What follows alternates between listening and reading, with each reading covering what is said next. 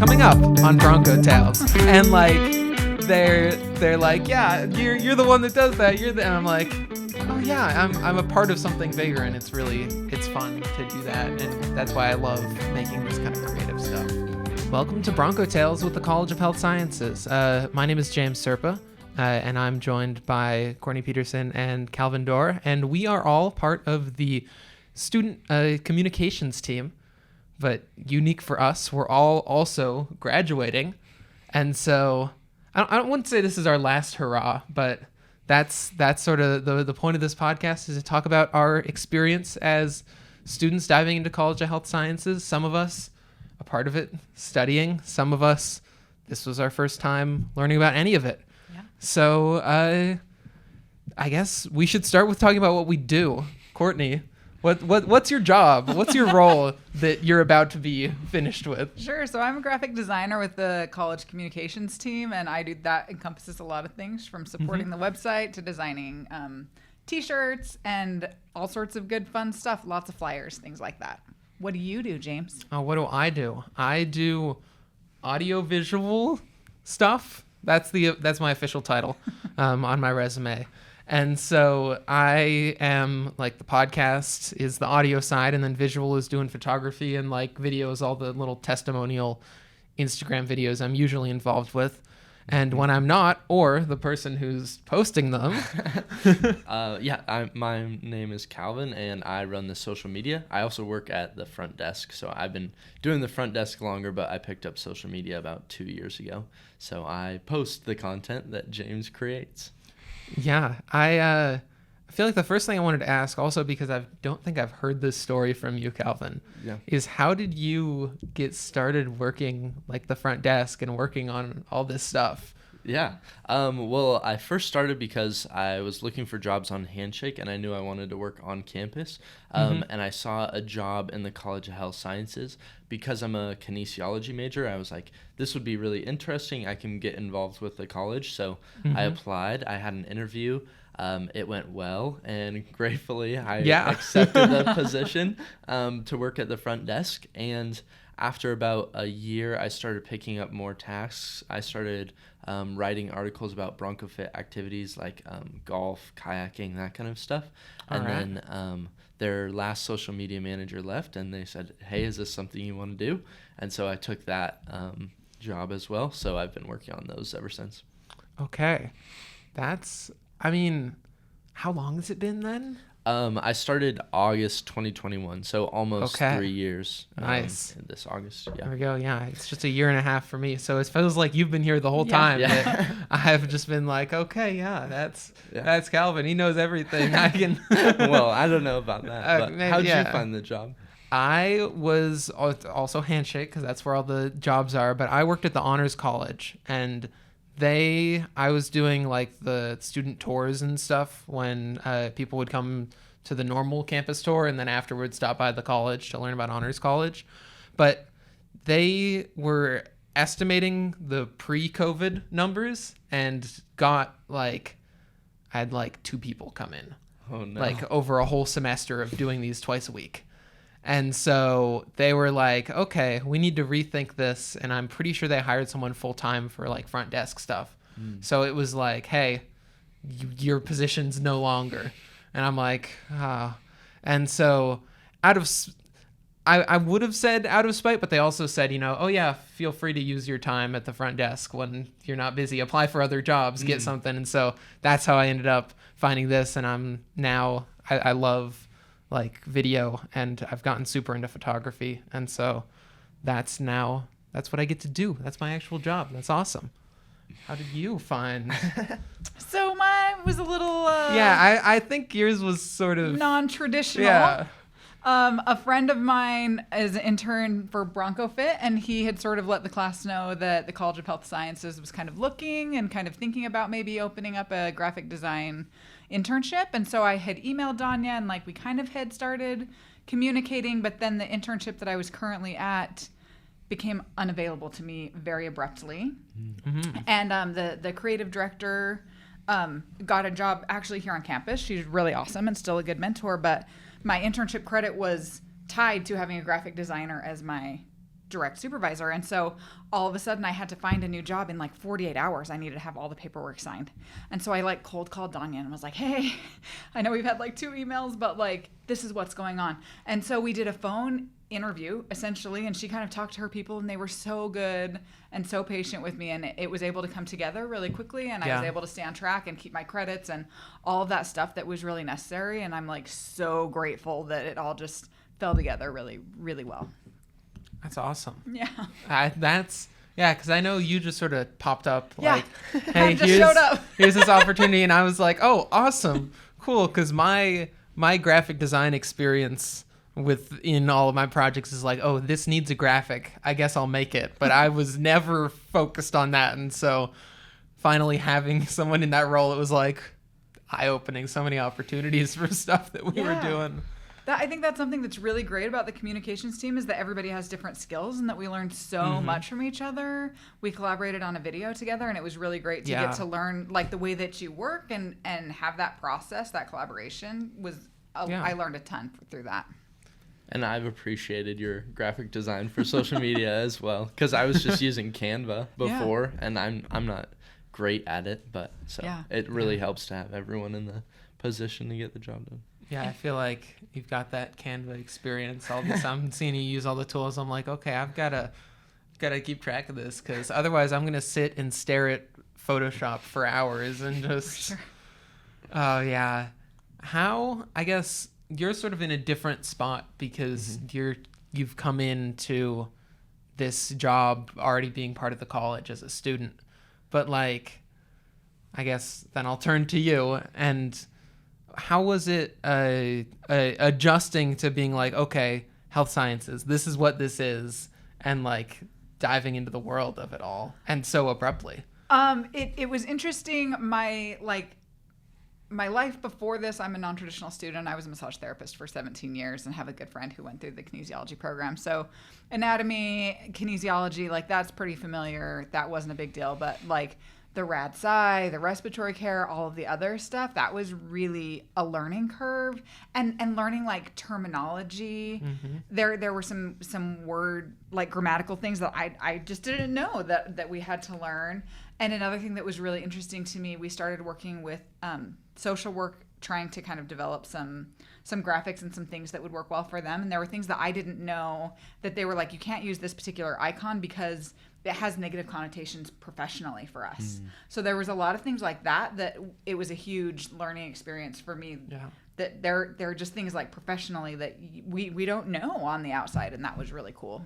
How about you? What did you learn? Oh, I was just going to say that acronyms were a big learning curve for me to start. All the letters. There are so many acronyms in academia as it is. So that was a big part. And learning like the branches of the college, right? Like the health, how everything kind of fits together. That was a huge learning curve, and for sure all the acronyms. Yeah. Sorry, James. Yeah, no, I had like SPPH, EOHS, Video Draft 1, and I'm like just writing out all these acronyms going, I think I know what that means. Yeah. Did you feel like you had a little bit of a head start because you were already in kines, or it's such a broad college, like, right. Do you have a lot of learning to do too? I always feel like there's more learning to do. Luckily enough, I am in kinesiology, and I think it benefited me to be constantly surrounded by faculty members of all around the college, because then I'd go to events and I knew who people were, and then they ended up becoming my professors. So it was nice to have my job integrated with my studies here. I really like that. I don't think I had a great head start because I entered during COVID. So it wasn't like I had a great understanding of how the college worked to begin, like when I first got here, because I didn't feel like I interacted with anyone the first year or so on campus. And you may have felt the same way, because you came in during that time as well, right? Yeah, I did. And it felt like even just at this job, so much of it has been making up for lost, like, oh, all these photos, we're not using them anymore because everyone has masks on, and we want to see everyone's full face. And it's like, okay, that's great, but now we've got to retake all this stuff, and it's just, it's making up for that. And then also, like, I barely knew anything about Boise State. I had the honors college as a little bit of like, okay, here's how all the employee portal stuff works for having a job, but yeah, just dive right into it. Yeah, it was a unique experience to come during COVID. And what time did you get to school, Courtney? So I'm a non-traditional student, so I've been studying for 7 years, but I've only been taking like one class at a time. And then I only started on campus like it was before COVID. I started on campus, and then COVID actually opened up opportunities for me, right? Like I was able to take some classes remotely that I wouldn't have had the ability to come on campus with because of my kids. So COVID actually worked in my favor academically. But I've only been like full load on campus for the last 3 years. Okay, nice. So here's a question. So how has your internship like supported you academically? Has it been an asset to your academic studies? James, you want to go first? I've used some of the stuff. I was in a documentary photography class where we had a new project every week, and it was an insane timeline and turnaround. And I learned a lot. It was fun working on the projects, but figuring out what the project was not fun. But at least one of the times that I got the opportunity to be like, okay, here's something for work. It aligns with this project. I'm going to use it. And so that was directly for my academics, but then also just like I'm a marketing student, and so all of this is marketing related. Yeah, for sure. And I get to use a lot of that, and so much of this is also I have this like base of knowledge built up around video, but when it comes to actually sharing that, I have to be like, okay, if I'm having other people do this podcast and record, I need to teach them, here's how you plug in the microphone into the recorder.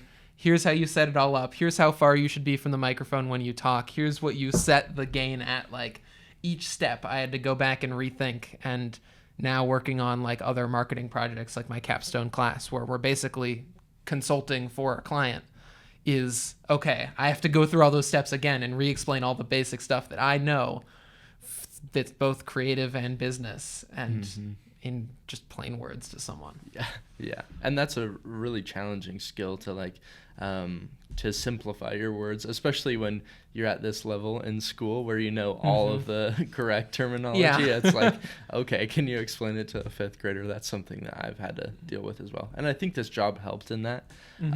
I think this job contributed to my academics because I met so many people, and I just had a lot of support from everyone in the dean's office here, as well as other professors who I saw at retirement parties, at luncheons, all of that stuff. Everyone's been super supportive and has given me opportunities. Like even this fall, we had Bronco Welcome. Nice, your shirt. Yeah. We had Bronco Welcome, and it was there where a professor came up to me and was like, hey, would you like to do research with me this summer? Cool. So, and that was really cool to get to like connect my job to my studies just because I was there. And I think that's what this job really helps with, is it keeps you in the loop for the College of Health Sciences, and that's really important. Yeah. I've enjoyed getting to keep in the loop, even if I'm not a part of the college. Academics wise, I've now feel like I know so much. It's like a second college for me. Yeah. Your second home. Yeah. Absolutely. I agree. It's been really cool to like learn more about the college. And for me, kind of a cool benefit is that I didn't realize so much how like every different college kind of has its own flavor. And I think that's something that we're able to see here where we support so many different units. And I really enjoyed that. And one way that the internship has supported me academically is getting used to, I think what you were saying, James, that we like have the knowledge, but then learning how to apply it in like a real world situation and working interdisciplinary. That's really what the real world is, right? Is taking your skills and learning how to apply it for whatever use case scenario and having a lot of opportunities to do that. They gave us a lot of latitude, and I think that's really great. And I really appreciate that Danya was like, what do you want to learn? Like, what do you want to grow? What skill do you want to grow? And then she helped support us in learning that. I really appreciated that. Do you guys think that in future jobs you'd like to apply for something similar where you might not know everything about it, but you can use your skills to like help the company, but also learn more? Do you think that would be something you want to do in the future because of this job? Sure. Yeah. It is something that I'm doing right now, and it scares me. to be honest. Like, the company that I'm moving into isn't what I thought it would be, but it's going to be really great. And I think some of the skills learned here, and that, like, sometimes you just kind of have to get into it and figure it out. Yeah. And that's scary, right? Like, things that are unknown are scary. And also, I think it's going to be a really cool opportunity. And I'm glad that we've kind of had that space to learn here so that we can move forward and do it again. Yeah, that's true.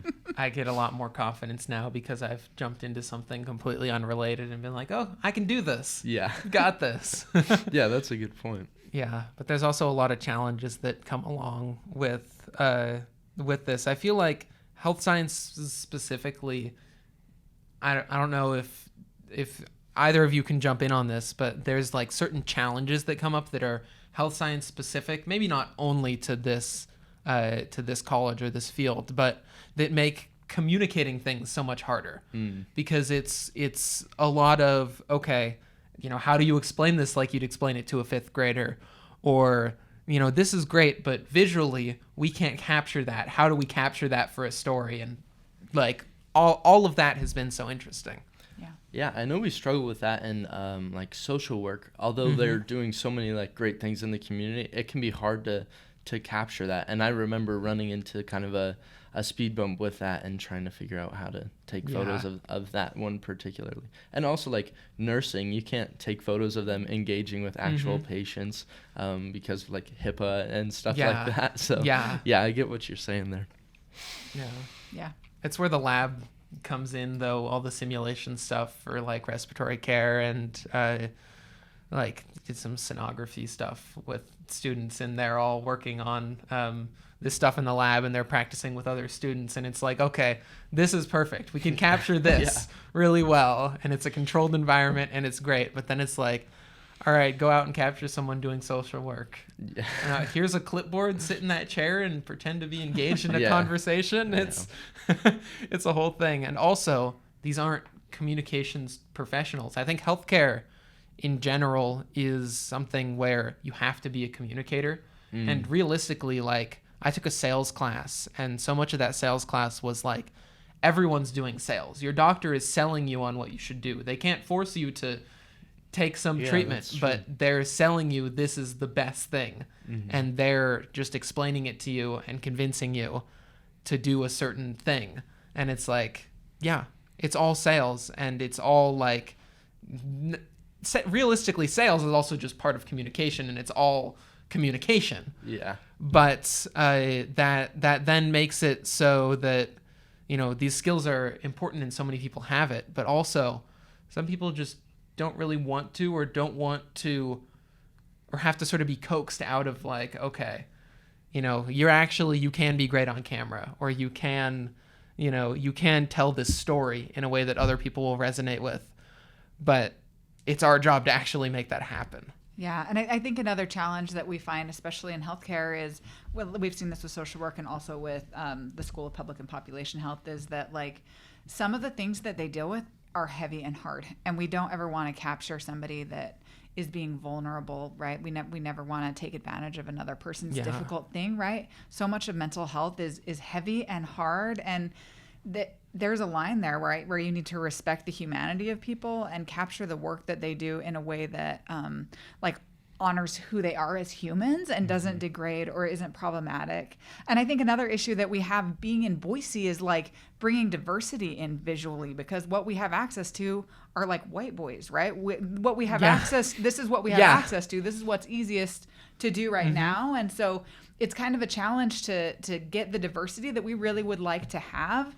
Not because it's not out there, but because sometimes you're running on such a tight schedule that you just kind of work with what you have in the room right now. And so I think that's something that has been in the mix that we've kind of been trying to figure out how to increase that, right? How do we increase that diversity? How do we continue like adequately communicating what we're trying to achieve? Yeah, that's a good point. Yeah, it's so interesting, because I didn't really think a lot about those challenges. I just thought about, okay, I'm going to be told to go record this video and I'm going to do it, and that's going to be my job. But obviously it's so much more. But the thing that I really like about working within a university is that everything feels so much more long-term. Other even just like projects I've worked on is, okay, what are we doing next week? What's what's happening. But we just had our big last team meeting with the new incoming student communications team, and it was like, okay, the next 6 months, what's the plan? Summer, and then after that, and then all the way up to the end of 2024, what's the plan? And I like being able to think that far forward and actually like get planning. Sometimes I wish things would move faster. Sometimes I wish I could just grab a camera and a microphone and be like, all right, you talk to this camera. But you know, there's a reason we try to do everything the right way. Yeah. And it feels, like you mentioned, it feels cool to be a part of like the history of Boise State, especially when we're thinking so long term. Like some of the photos you take will be used here for 10, 20 years even. Yeah, you're gonna be sitting there in the in the little room smiling at the person on the bed, and that's gonna be everywhere. Yeah. I've done a lot of model shoots for the College of Health Sciences, and I look forward to seeing those all come up all around. But it's really nice to be a part of that history and building I think something that you've worked on in particular is building a wealth of photos of all of our colleges, all of our departments, and so it's cool to say like, oh, I contributed to that, and we've been building something really strong. And as a social media manager, it's like, okay, we need to post about social work. I need a social work photo right now. It's great when we have a backlog of photos, and I don't have to reuse the same ones from 10, 20 years ago. So I really appreciate that. Yeah, something else I have been very pleasantly surprised about in the internship. I think academia feels so removed, right? Like your professors feel so important, and then the dean's office, it feels very, very important. And so I never really had the expectation that like the dean, that like anyone important would have any interest in talking to me, right? Like that I would just work with the team, I'd work with Danya, and like everyone has been so open and so welcoming and like genuinely want to know what you have to say, and like that they care. That surprised me in a really good way. Yeah. I just think that there's sort of a reputation in academia of things kind of just being a little bit elitist, and that was not my experience here at all.